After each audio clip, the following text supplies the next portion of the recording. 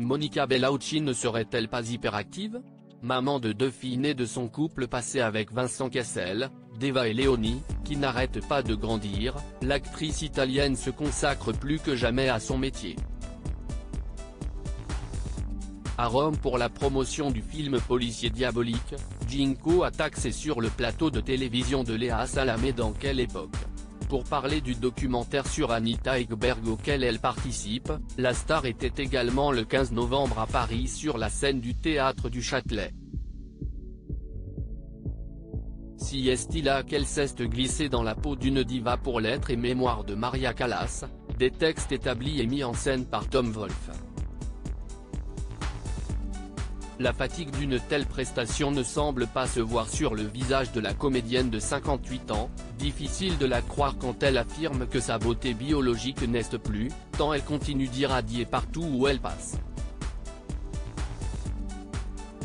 Pour sa performance, elle revient sur l'enfance modeste de Maria Callas à New York aux années de guerre à Athènes, de ses débuts à l'opéra au sommet d'une carrière planétaire entachée par les scandales et les épreuves personnelles, de l'amour idéalisé pour son mari à sa passion enflammée pour Onassis.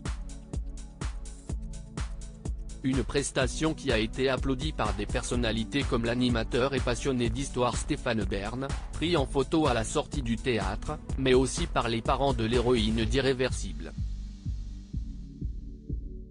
En effet, ils ont été aperçus quittant le spectacle de leur fille, après avoir certainement été impressionnés par le travail de celle-ci, eux qui n'imaginaient pas une telle carrière, entre la France et Hollywood, la mode et le cinéma.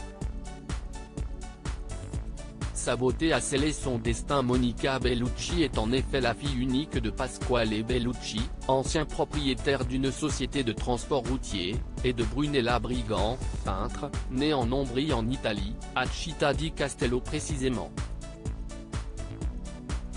Si son papa a pu dire que sa fille bébé n'était pas la plus mignonne de l'univers, elle attire rapidement tous les regards en raison de sa beauté hors norme dès sa jeunesse.